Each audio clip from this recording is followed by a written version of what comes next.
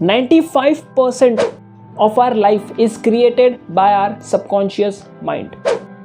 You know what, मैं भी जानता हूँ सबकॉन्शियस माइंड के कितने पावर्स हैं एंड आप भी जानते हो सबकॉन्शियस माइंड के कितने पावर्स हैं। मान लो अगर हमने हमारे सबकॉन्शियस माइंड को कंट्रोल करना सीख लिया तो क्या हम हमारे लाइफ में मिरेकल्स क्रिएट नहीं कर सकते?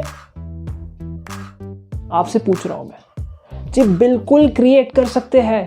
एंड इस चैप्टर में थिंक एंड ग्रो रिच के चौथे चैप्टर में, जिसका नाम है ऑटो सजेशन, नेपोलियन हिल ने, जो इसके ऑथर है, उन्होंने बताया कैसे हम हमारे सबकॉन्शियस माइंड को कंट्रोल कर सकते हैं। तो चलो इस कहानी को, इस चैप्टर को हम एक कहानी के थ्रू समझने की कोशिश करते हैं। ओके, सो ये कहानी है एक आदमी की। अब वो आदमी ना एक बिजनेसमैन होता है। वो हाल ही में एक नया फार्म हाउस खरीदता है एंड वो प्लान करता है कि वो वहाँ पे जाएगा। तो जब वो वहाँ पे जाता है, जाने के बाद ना वो बहुत खुश होता है क्योंकि वो फार्म हाउस बिल्कुल साफ सुथरा होता है। जब वो देख रहा होता है उस फार्म हाउस को, तो उसके अंदर जो भी चीज़ें होती है एकदम सही तरीके से अरेंज होती है। वहाँ पे बेडशीट्स बहुत अच्छे से लगे हुए हैं। वो जो हॉल है वो एकदम ज़बरदस्त है। जो बेडरूम है वो एकदम साफ सुथरा है। एंड जब वो उस फार्म हाउस के गार्डन एरिया में जाता है, तब वो देखता है कि गार्डन एरिया ना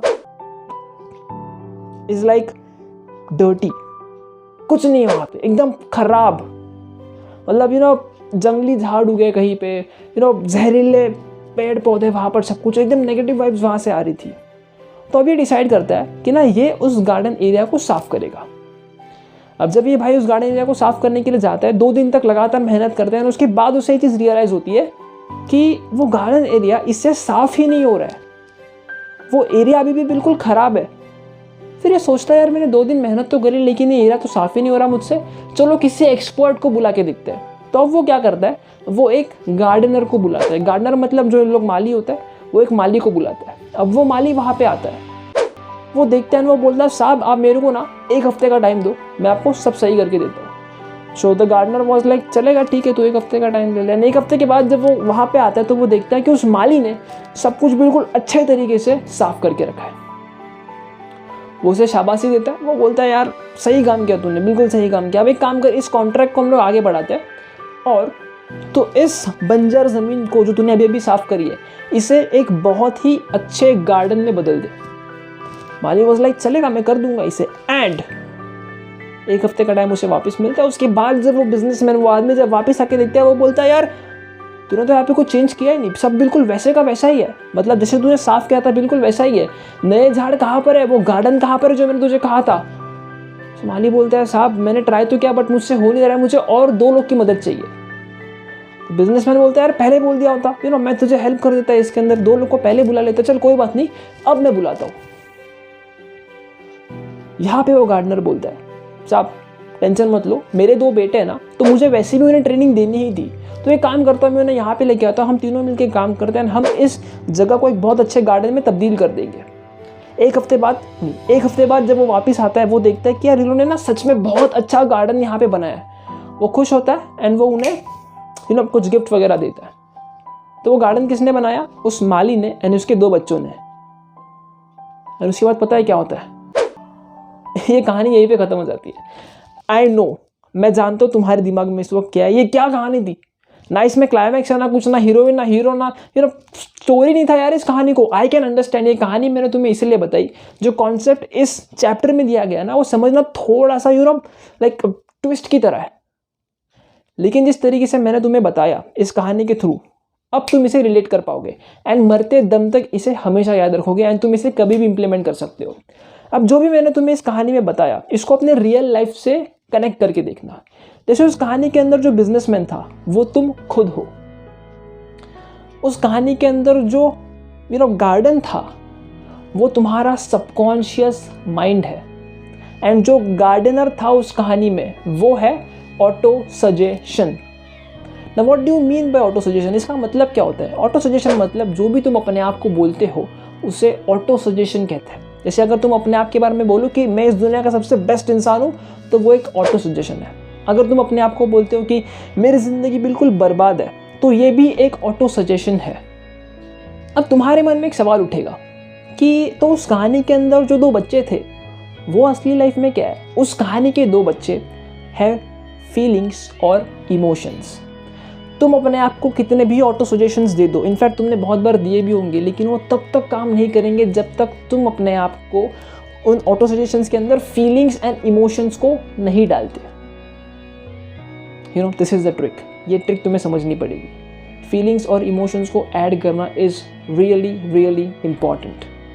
थोड़ा सा इस कहानी को और डीपली समझने की कोशिश करते हैं। जैसे इस कहानी के अंदर जब वो बिजनेसमैन साफ करने के लिए जाते हैं उस गार्डन को, वो नहीं कर पाता है, उसे लगती है हेल्प उस गार्डनर की। बिल्कुल वैसे ही हमारे रियल लाइफ में जब हम खुद अपने सबकॉन्शियस को कंट्रोल करने के लिए जाएंगे, वो नहीं हो पाएगा। क्यों?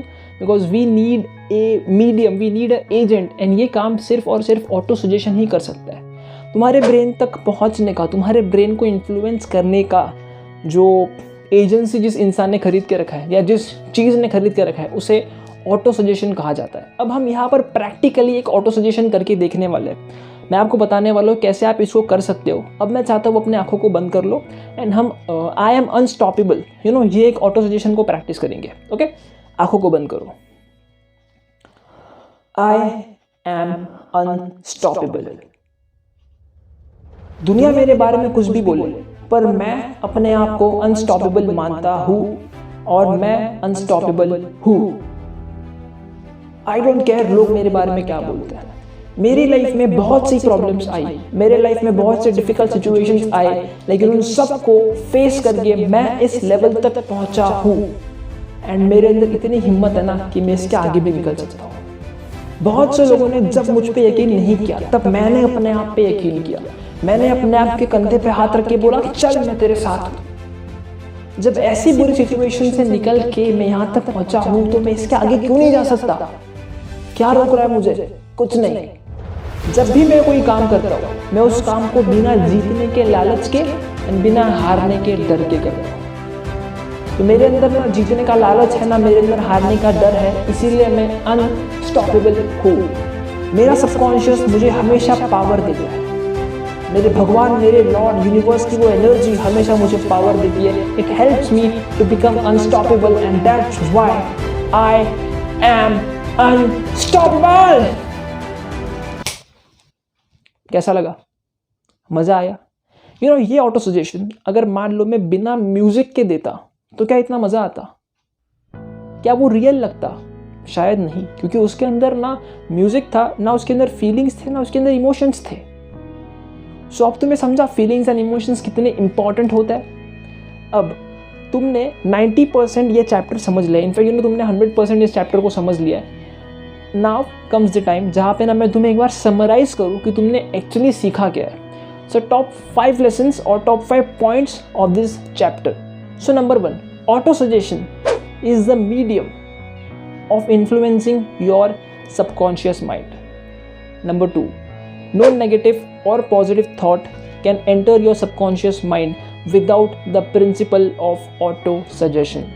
Subconscious mind is a fertile garden which can grow in abundance if the proper seeds are sown in it. Number 4, auto suggestion is powerless without emotions and feelings. 5वां एंड सबसे इम्पॉर्टेंट चीज़ जो तुमने इस चैप्टर से सीखी है या तुम जिसको अभी सीखने वाले हो, वो बहुत ज़रूरी है। पूरी वीडियो एक तरफ एंड ये वाला पार्ट एक तरफ। अच्छा, ये पार्ट बताने के पहले मैं बताना चाहता हूँ, अगर तुम्हें मेरी ये स्मार्ट समरीज बहुत अच्छी लग रही है तो तुम मेरे चैनल को सब्सक्राइब करके नोटिफिकेशन के बेल को दबा दो, ताकि जब भी मैं ऐसी वीडियोस लेके आऊँ, प्रोडक्टिव वीडियोस लेके आऊँ, तुम उसे सबसे पहले देखो और अपने लाइफ में उसे इंप्लीमेंट करना शुरू कर दो। मैं नहीं चाहता कि तुम मेरी वीडियोस को सिर्फ देखो, आई वॉन्ट कि तुम उन्हें इंप्लीमेंट भी करो एंड इसको शेयर करो मैक्सिमम लोगों के साथ, ताकि उनके लाइफ में भी चेंज है एंड यू नो मेरा सब्सक्राइबर काउंट भी बढ़ जाए एक तरीके से। ओके, अब वो 5वां पॉइंट ध्यान से सुनना। यू हैव टू पे द प्राइस। यू नो, ये जिंदगी कोई गोकुलधाम सोसाइटी नहीं है जहाँ पे सब कुछ बहुत आसानी से हो जाएगा। यू हैव टू पे द फकिंग प्राइस। इतना आसान नहीं है कि तुमने कुछ सोचा, तुमने कुछ बोला, इमोशन डाले, हो गया। नहीं, पहले बारे में नहीं होगा, दूसरे बारे में नहीं होगा, तीसरे बारे में नहीं होगा, बट तुम्हें इसे करते रहना है, तुम्हें इसे छोड़ना नहीं है। जितना तुम अपने सबकॉन्शियस को प्रैक्टिस दोगे उतना ही वो करेगा। हम में से ना ऑलमोस्ट 85% लोग ऐसा सोचते हैं कि ऑटो सजेशंस उनके लिए काम नहीं करते। ऑटो सजेशंस, इनफैक्ट आप भी सोच सकते हो कि ऑटो सजेशंस मेरे लिए काम नहीं करते। जब आप ये बोलते हो ना कि ऑटो सजेशंस मेरे लिए काम नहीं करते, तो ये भी तो एक ऑटो सजेशन ही हुआ ना, एंड वो आपके लिए काम कर रहा है। देख पा रहे हो मैं क्या बता रहा हूँ आपको? तो ऑटो सजेशन डू वर्क। अगर आपकी लाइफ इस वक्त नेगेटिविटी में, अगर आप नेगेटिव चीज़ें फील कर रहे हो, अगर आप बहुत स्ट्रेस्ड फील कर रहे हो, अगर आप जिंदगी की किसी प्रॉब्लम में हो, तो वो क्यों? अगर आपका अपने आप के ऊपर कॉन्फिडेंस नहीं, अगर आपका सेल्फ एस्टीम लो है, तो वो क्यों? क्योंकि आपने अपने आप को अभी तक नेगेटिव ऑटो सजेशंस दिए। And the best part is, जब हम खुद को नेगेटिव ऑटो सजेशंस देते हैं, हम उसके अंदर इमोशंस एंड फीलिंग्स बहुत अच्छे से मिक्स करते हैं। ठीक है, सो यू हैव टू पे द प्राइस। लाइफ को बदलना है, यू हैव टू पे द प्राइस। ओके, अब मुझे बताओ कि तुम्हें कैसी लगी ये वीडियो। क्या तुम चेंजेस अपने आप के अंदर देखना चाहते हो? उसके पहले बता दूं कि हमारे लाइफ में ना 7 ऐसे इंपॉर्टेंट सेक्टर्स होते हैं जिस पे हमें काम करना होता है। एंड ऑटो सजेशन के थ्रू अगर हमने उन 7 सेक्टर्स को मजबूत कर लिया, अगर हमने उन 7 पिलर्स को मजबूत कर लिया, तो हमारे लाइफ में मिरेकल्स होने से हम खुद भी नहीं रोक सकते। तो अब वो 7 पिलर्स कौन से हैं वो आप ढूंढो, एंड उनके ऑटो सजेशंस जो बेस्ट होते हैं वो भी आप ढूंढो। मत ढूंढो, एक्चुअली मैंने वो काम आपके लिए कर दिया है। डिस्क्रिप्शन में जाओ, जो आपने ऑडियो सुनी उसका मैंने लिंक दिया, आप उसको डाउनलोड करके सुन सकते हो। और जो 7 सेक्टर्स और 7 पिलर्स ऑफ आवर लाइफ वो मैंने आपको वहाँ पे दिए हैं। आपको सिर्फ इन्हीं पे काम करना है। इन पे काम करते वक्त कुछ ऑटो सजेशंस, जो बेस्ट ऑटो सजेशंस हो सकते हैं उन 7 पिलर्स के लिए, मैंने वो वहाँ पे लिस्ट डाउन करके रखे हैं। स्क्रीनशॉट ले लो एंड इसको रोज़ प्रैक्टिस करना। अब कमेंट करके मेरे को बताओ कि तुमको मेरी ये वीडियो कैसी लगी, और शेयर करो मैक्सिमम लोगों के साथ। और हम लोग मिलते हैं इस बुक के अगले चैप्टर में। तब तक के लिए stay blessed, inspired, and I love you all.